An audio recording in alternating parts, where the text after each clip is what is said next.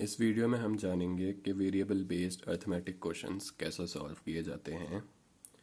ये वीडियो देखने से पहले आपके बेसिक्स पूरे क्लियर होने चाहिए, तभी आप इस वीडियो को समझ पाएंगे। तो हमारे पास ये पहला क्वेश्चन है स्क्रीन पे।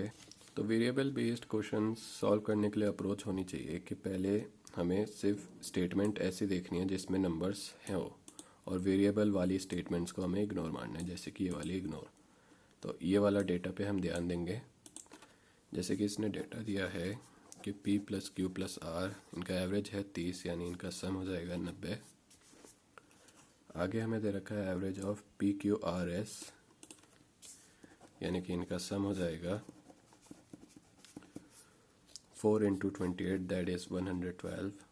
आगे हमें एवरेज दे रखा है क्यू आर एस टी का, यानी इनका सम हो जाएगा q plus r plus s plus t, 29 into 4, that is 116।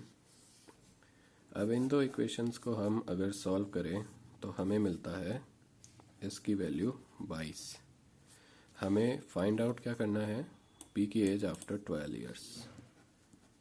P की एज आफ्टर 12 ईयर्स ये हमें फाइंड करना है। अब हम सारी कंडीशंस हमने देख लिया, अब हम वेरिएबल वाली कंडीशंस को देखेंगे। जैसे कि एस दे रखा है इसमें जेड, और एस की वैल्यू हमारे पास 22 निकल के आई है, यानी जेड की वैल्यू भी 22 ही होगी। तो इससे टी की वैल्यू क्लियरली दिख रही है हमें कि 26 ही होगी। इन दोनों इक्वेशंस को अगर हम सॉल्व करें तो हमारे पास टी माइनस पी की वैल्यू 4 आएगी, यानी कि पी की वैल्यू टी माइनस 4 होगी, यानी कि 26 में से 4 गया तो 22 होगी, और 22 प्लस 12 होता है हमारा 34। तो आंसर हो जाएगा इसका 34। नेक्स्ट क्वेश्चन हमारी स्क्रीन पे ये दे रखा है, एक बैग है, उसमें यहाँ पे वेरिएबल वाली स्टेटमेंट दे रखी है, तो हम इसको इग्नोर मारते हैं। आगे पढ़ते हैं कि प्रोबेबिलिटी जो है 3 बॉल्स को पिक करने की रैंडम पे, यहाँ पे हमें डेटा दे रखा है तो हम इसी से ही शुरू करेंगे। तो 3 बॉल्स को पिक करने की प्रोबेबिलिटी दे रखी है हमें, जो कि है 9/40। और आगे अगर हम पढ़ें इस डेटा को इग्नोर मारते हुए, आगे अगर हम ध्यान दें तो इधर ले रखा है total number of balls is 16, यानी कि इधर 16 C3 हो जाएगा टोटल, और हमें चाहिए थी सारी डिफरेंट कलर्स। अब हमारे पास और कोई कंडीशंस बची नहीं है, इसलिए हमें वेरिएबल वाली कंडीशन अब पढ़नी पड़ेंगी। हमें फाइंड आउट क्या करना है, हमें फाइंड आउट करना है 2z प्लस 3y की वैल्यू कितनी होगी। अब हम इस इक्वेशन को सॉल्व करेंगे जो पहली इक्वेशन हमें दी है, यानी कि z c1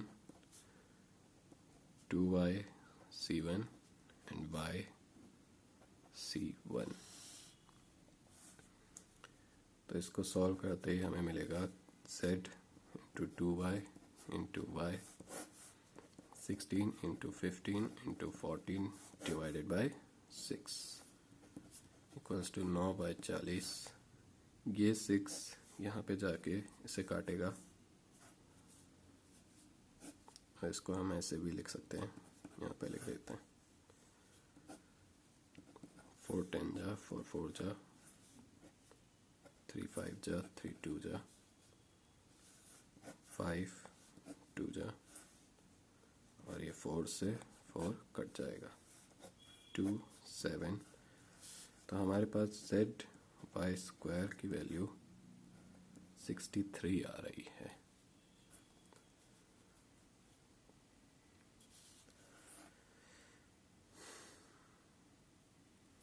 अब हमें इसमें वैल्यूज़ पॉसिबिलिटीज़ लेके चलनी पड़ेगी। जैसे कि अगर हम z को 1 रखें तो y² नहीं सॉल्व होगा। हम z को अगर 2 रख के देख लेते हैं, 2 भी नहीं रख सकते हैं, तो हम 3 रख के देखते हैं। 3 में हमारे पास y² की वैल्यू 21 आएगी, जो कि पॉसिबल नहीं है। तो हम z की वैल्यू 4 रखेंगे, 4 भी नहीं रख सकते हैं। हमारे पास एक ही पॉसिबिलिटी है जो कि है 7। 7 रखते ही हमारे पास एक स्क्वायर वैल्यू आ जाएगी। वाई स्क्वायर की वैल्यू 9 होगी, दैट इज़ वाई की वैल्यू ±3 होगी। और कॉन्टेक्चुअली यहाँ पे शायद यहाँ पे 3 आएगा, क्योंकि बॉल्स कभी नेगेटिव में होंगी नहीं, इसलिए हमें y को 3 ही लेना पड़ेगा। इस इक्वेशन में डालते हैं तो 2 7 ज़ा 14 and 3 times 3 9, 14 + 9 23। Answer is none of these। Question number 3। यहाँ पे हमें सिंपल इंटरेस्ट दे रखा है। फिर से वेरिएबल वाली स्टेटमेंट है, तो हम इसको इग्नोर मारने की कोशिश करते हैं और बाकी चीज़ पढ़ते हैं। पर पूरे क्वेश्चन पे जब हमने पढ़ा तो पूरे में वेरिएबल ही है। तो इस क्वेश्चन के लिए अप्रोच क्या रहेगी कि हमें शुरू से ही पढ़ेंगे और इक्वेशंस को बनाते हुए जाएंगे। जैसे कि सिंपल इंटरेस्ट जो है 9000 पे 2 साल के लिए 2z% पे वो 3000 लेस है। जैसे जैसा क्वेश्चन बोलता जा रहा है ठीक वैसे वैसे इक्वेशन बनाते जाएंगे। 12000 × 4 × z डिवाइडेड बाय 100, ये एक इक्वेशन बन गई। अब हम दूसरी स्टेटमेंट पढ़ते हैं कि हमें कंपाउंड इंटरेस्ट चाहिए 2 साल के लिए। इसके लिए हमें z की वैल्यू पता होनी चाहिए, वरना ये सॉल्व होने में दिक्कत होगी। तो हम z की वैल्यू यहाँ से निकाल लेते हैं।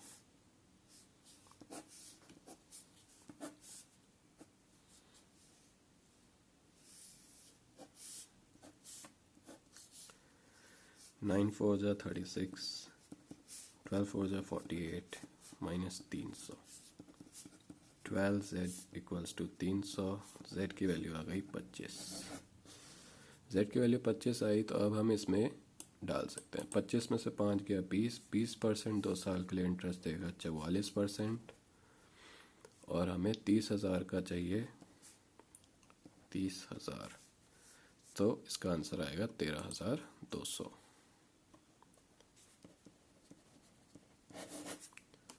Question number 4।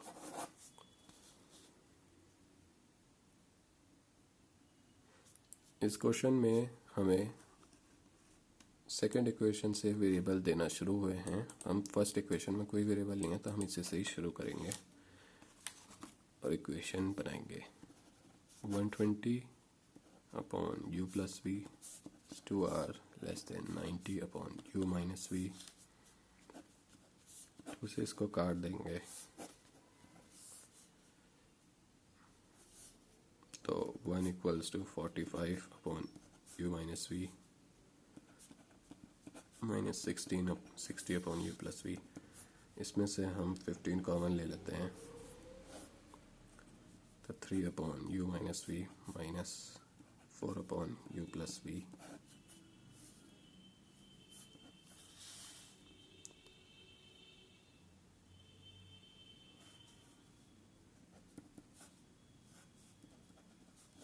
इसको और सॉल्व करते हैं तो 3u + 3v -4u -4v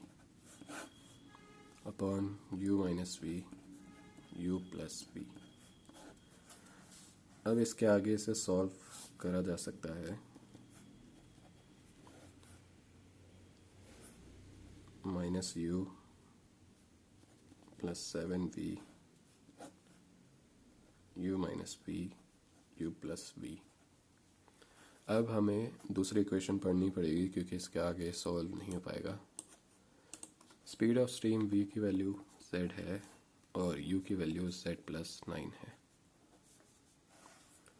और हमें z की वैल्यू चाहिए। अब हम इसमें इक्वेशन में वैल्यू डाल देते हैं। फिर 1/15 = -u यानी कि -z -9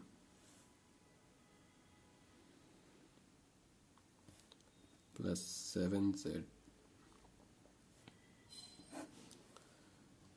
u - v, that is 9, और u + v 2z + 9।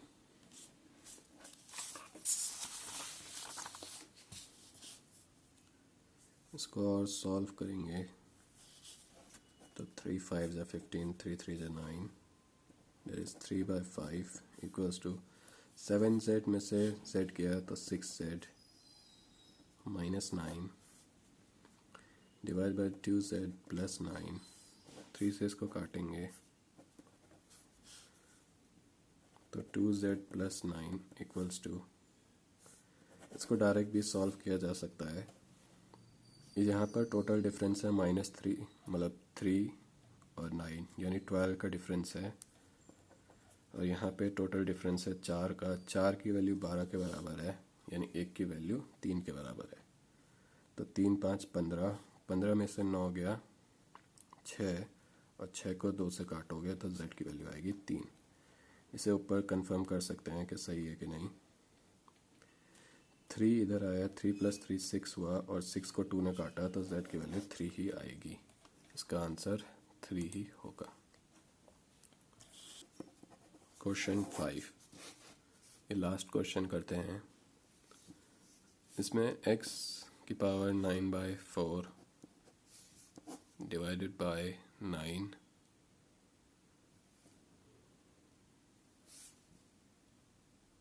का square equals to 27 divide by x की पावर 5/2 ये दे रखा है।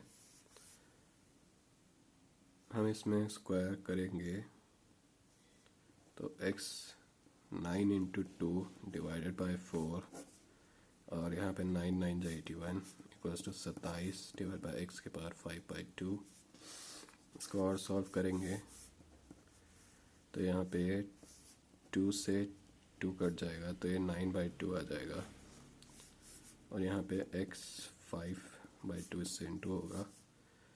इधर इसे 3 की पावर में अगर हम लिखना चाहिए तो ये 4 जाएगा, इधर ये 3 जाएगा। इसको सॉल्व करें तो 14/2 यानी 7, x की पावर 7, इधर से भी 3 की पावर 7 यानी x की वैल्यू 3 हो जाएगी, क्योंकि जब ऑड पावर्स इस साइड जाएंगी तो नेगेटिव प्लस माइनस नहीं होता है, डायरेक्ट यही आता है। तो x की वैल्यू 3 आई। अब हम y की वैल्यू निकालेंगे तो y की वैल्यू डायरेक्ट दिख रही है 4/4 दैट इज़ 1, और अगर हम सॉल्व भी करते हैं तभी भी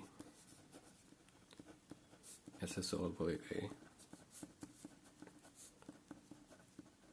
अब इसमें हम ऐड करेंगे तो ये 4/4 दैट इज़ 1, इधर 2 4 और 1, और ये इसका स्क्वायर होता है तो इधर 49 ही आएगा। इधर से यहाँ y स्क्वायर की वैल्यू 49 आएगी, सो y की वैल्यू आएगी +-7। अब इसमें प्लस माइनस आएगा क्योंकि इवन पावर है, इसमें नहीं आया था क्योंकि ऑड पावर थी। तो +-7 आने की वजह से इसमें आएगा कैन नॉट बी डिटरमाइंड, और इसमें भी वैसे ही दे रखा है। तो ये था लास्ट क्वेश्चन। That's it.